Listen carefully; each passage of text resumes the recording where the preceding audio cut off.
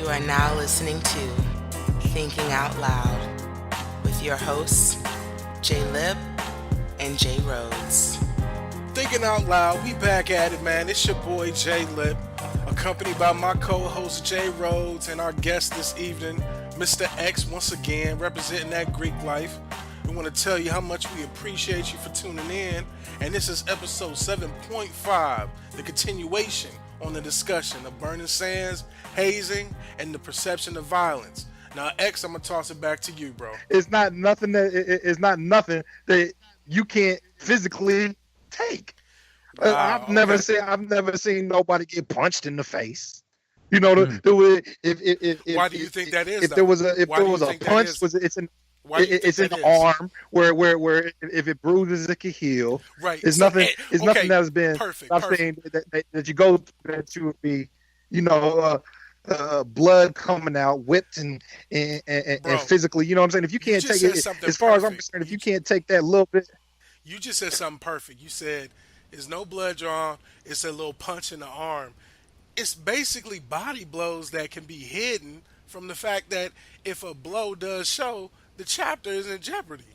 In that movie, when they said when it went underground that something was lost, when they had to take more risks and less involvement of older bros, that there was a discontinuation. Speak on that for a minute because I do know that if you watched like any type of media TV, like A Different World, for instance, where they showed that the Black Fraternity and sorority process was above ground. You know, they come into the cafeteria stomping, wearing some type of foolish gear, talking about some, yes, big brother such and such, and gave him a cheeseburger or whatever, and like sprinkled some salt and pepper on it. Like, when it was above ground, it seemed like everything was kosher.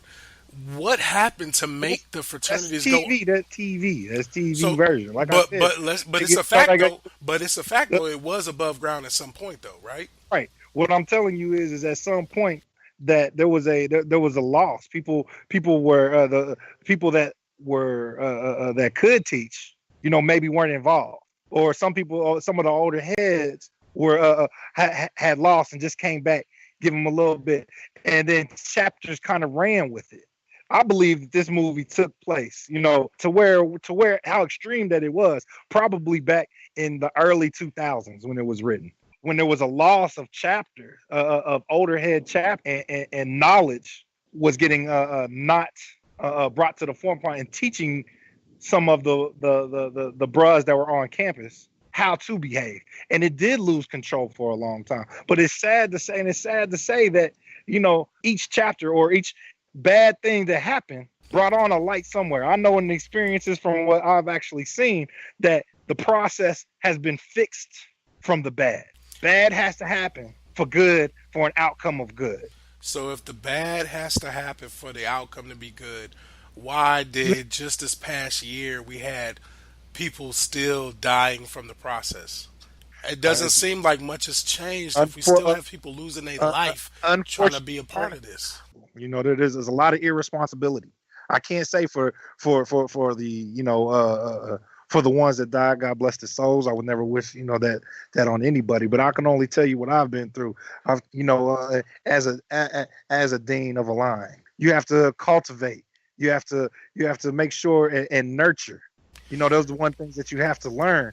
You have to take care of your line. You have to take care of these boys. In the movie, it didn't seem like the dean had any type of control over the bros that were coming in and seeing his line. He had no control. And that was an aspect that I didn't agree with of the movie. I mean, cut you off, but that's a great point, because like the dean of the line was the guy who stars in Moonlight, and I remember it was one of the bros was getting a little too carried away, and he was like, "Yo, chill, this is my line." And and the bigger bro was like, "You challenging me?" That's a good point, and he backed down. But is that real? Is that real though? You have to have responsible people that are strong enough to run these lines. But have you seen and make sure that the bad people? Doesn't happen? Have you seen irresponsible people though? I have seen irresponsible. Man, I have seen some shit. Speak on it, bro. This is the forum, man. I have seen. Look, I have seen. I have What have seen. you seen? Be I have specific. What seen have you seen? the dumbest shit that I know that was not part of my. I have seen this guy, this kid. He was fresh off, right?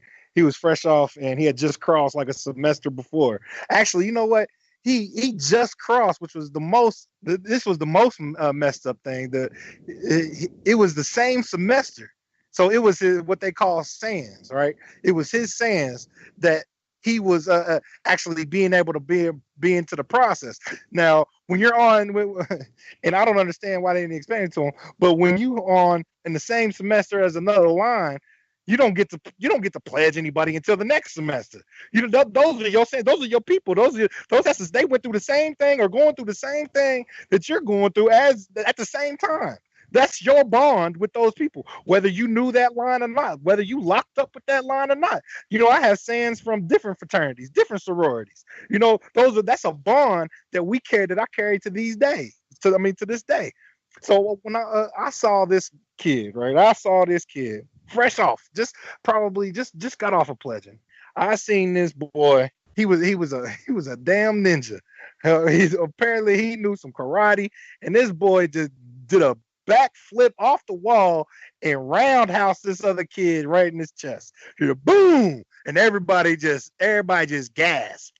It was like, and he was over there laughing and drunk, and so basically we had to wrap him up out of the room and somebody had to explain to him how inappropriate that shit was.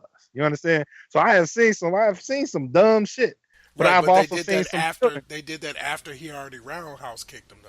Yes, the damage is already done. You don't know what people are thinking. You don't know the irresponsibleness of people until you see it. You don't know, until it's going through. You don't know what people are thinking, how people are feeling, what they're gonna do. All you know is you can believe. Like I best believe. If I'm telling you, like I said at the beginning, if I thought that one of my brothers that was pledging me had not gone through anything that I had been through, there would have been some consequences and repercussions in that room. You understand what I'm saying? You know, you have to believe as a pledge. You have to believe that they have gone through this same thing, or your whole mental state is just all messed up. It also sounds like you're saying that the older brothers that have malice in their heart are the ones who, I guess, psychologically misinterpreted the process. Mm-hmm. No. What I'm saying is that there was a misinterpretation brought through irresponsible chapters. What I said was the older brothers who are initiating the line that have malice in their heart are the ones who went through the process, and I guess in a way they kind of the process is new for them. They're still new. Okay, not in the movie though. Not in the movie. Not the older cats, not the ones that's been through and seen through and have learned. The newer ones that I'm trying to have my get back right now. Right, but I feel like in the movie they showed the older bruh who appeared to at least have been a part of the process and was years removed, and he was the one that wanted to take the level of destruction, I guess you would say, when he raised the paddle up, when he was giving my man Wood, who he didn't think deserved to be a part of the fraternity, he didn't raise that paddle up to crack that motherfucker in his back. Right. I think that was a portrayal of someone who was maybe 3 years removed still. Right. So to Rhodes' he wasn't one of the ones. He wasn't one of the ones trying to nurture. He wasn't one of the ones trying to give back to the line. He wasn't one of the ones trying to help any of the boys online. All he wanted to do was get back, and you ain't getting into this shit. You ain't getting this at all. So isn't that a problem though? That there's a mentality of there's a get back. Like I feel like violence perpetuates violence is my main thing. Like in that view, that's an extreme. That's another extreme. That's another extreme viewpoint of the movie that that I just couldn't get. You know what I'm saying? That I just couldn't get. I didn't understand some parts of the movie where that there was so much anger built up against these pledges. I didn't understand that. You know, for one, you want people in your fraternity. You know, so you have to be able to build, but you still have to put them through a process to make sure that they want it, that they want to get this. You know, if you have any malice in your heart, any anger towards this line, it ain't about the line. You know, it ain't about the line. It's about whatever you're going through in life, for real. You need to lean on one of your bros at the school to help you through life, because and I'm sure if there was some knowledgeable bros, older bros that was there, they could have helped that situation. Hey, yo, bro, what's going on?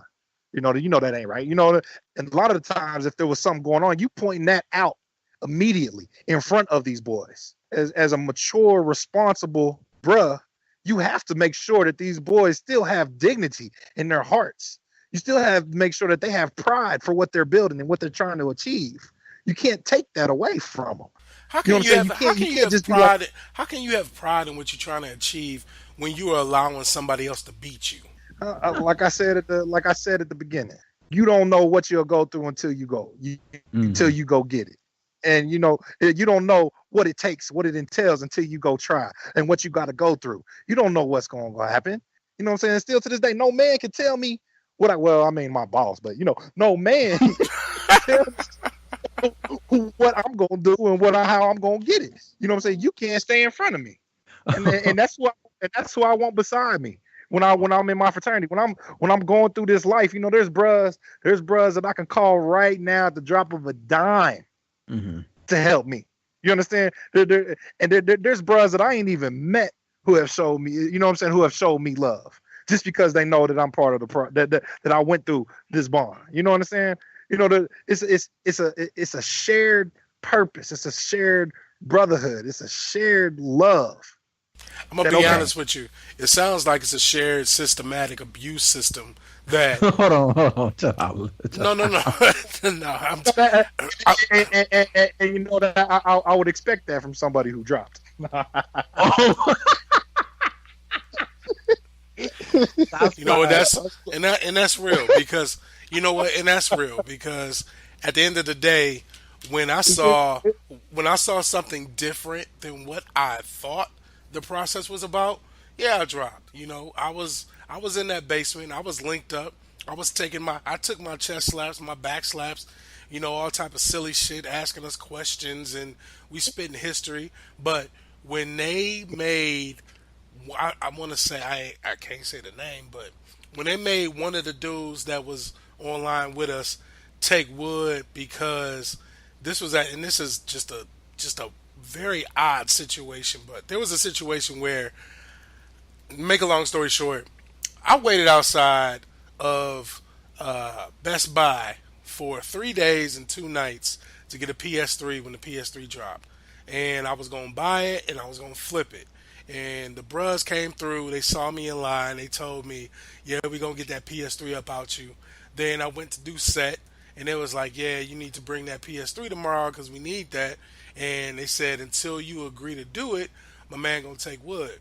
My man took wood, and I seen a grown man cry because he's basically getting his ass whooped by the people who are supposed to be his future state brethren.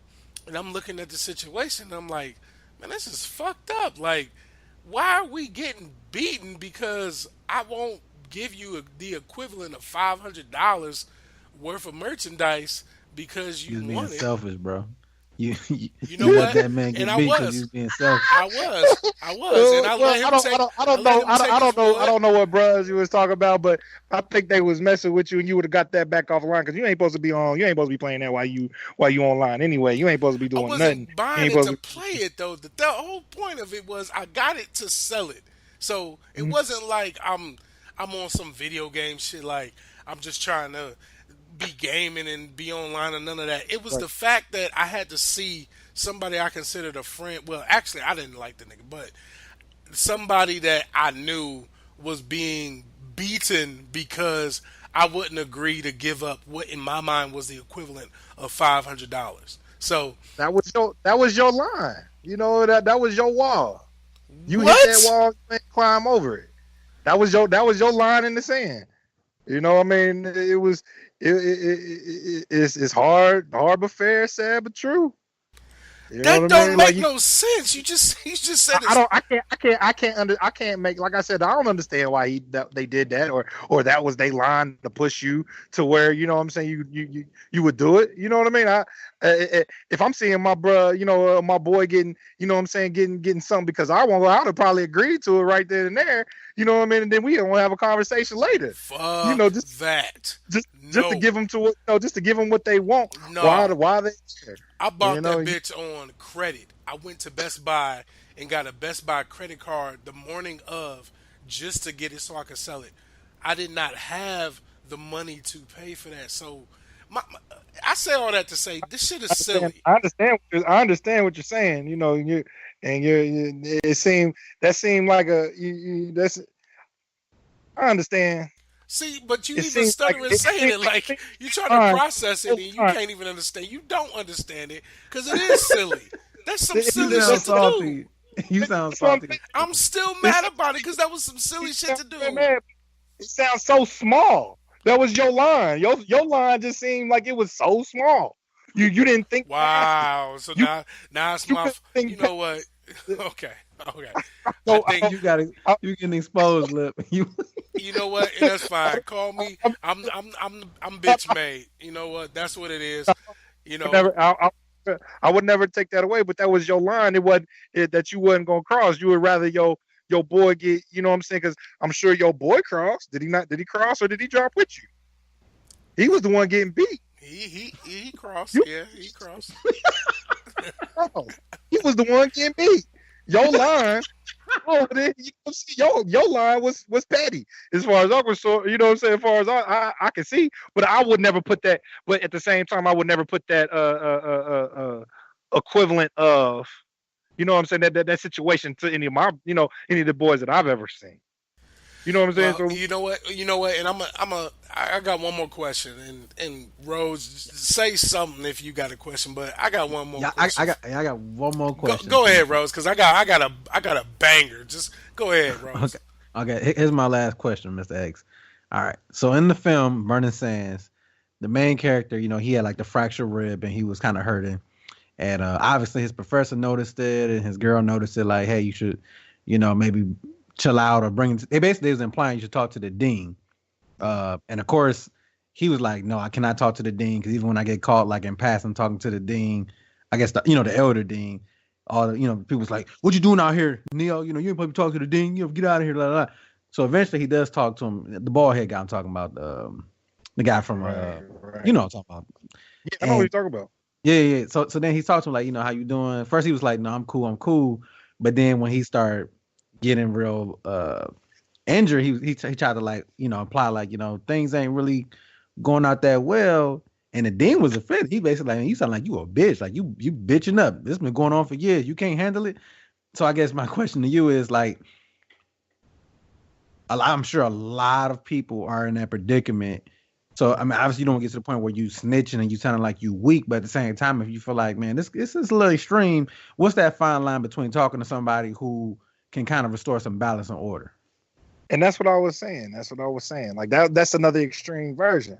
That's another one of those extreme points in the movie that, that I just couldn't connect with. People were there to help you. People are there to help build you.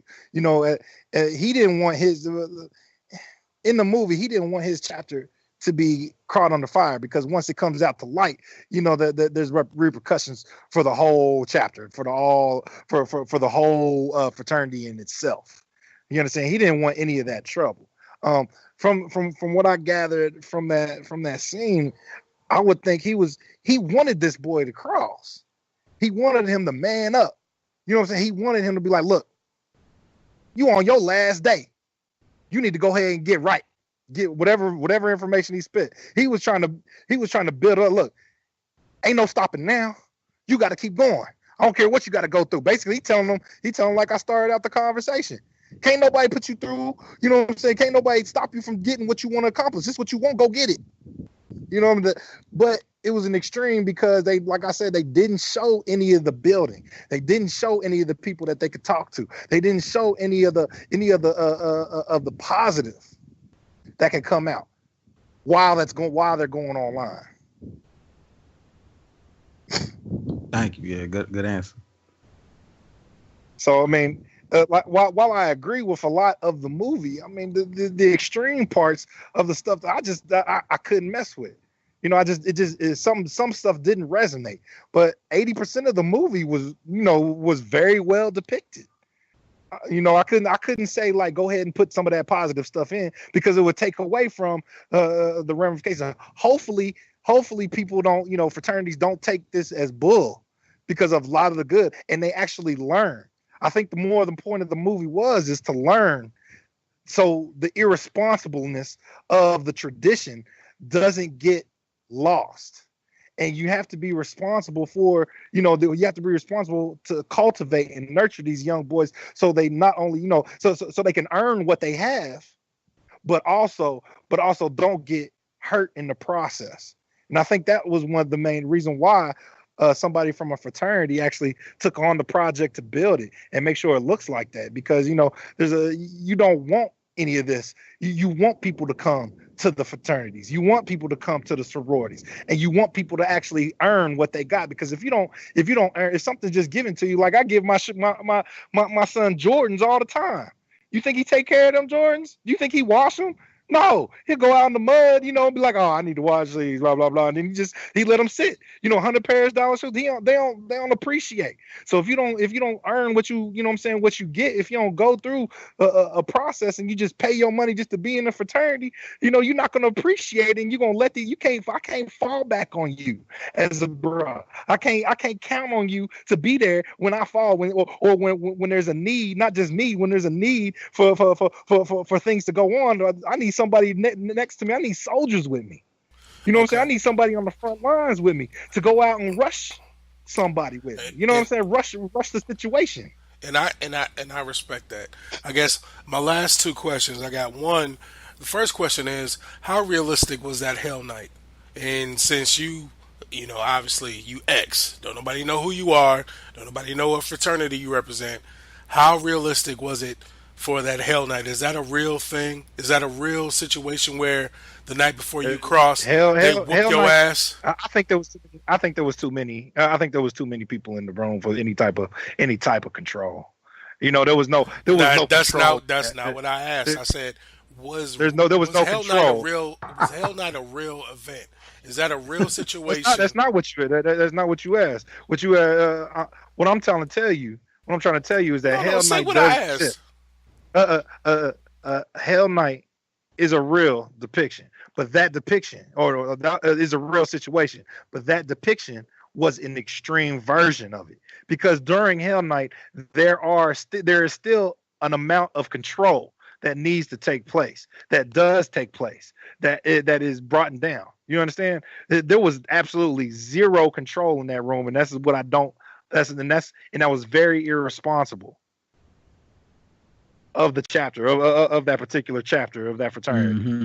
Okay, and it was irresponsibility, and it was an extreme version of that, because it was definitely. I mean, shoot, we got Hell Weeks, not just Hell Night. Oh wow! Speak on it. So there's not that. So they went through a Hell Week, and I thought he was getting some pussy on Hell Week. From what I took, I'm like, damn, he getting some bro throwing him some pussy on Hell Week. You know what I'm saying? No, that's not gonna happen. You know what I'm saying? Every night you lead up to that final night.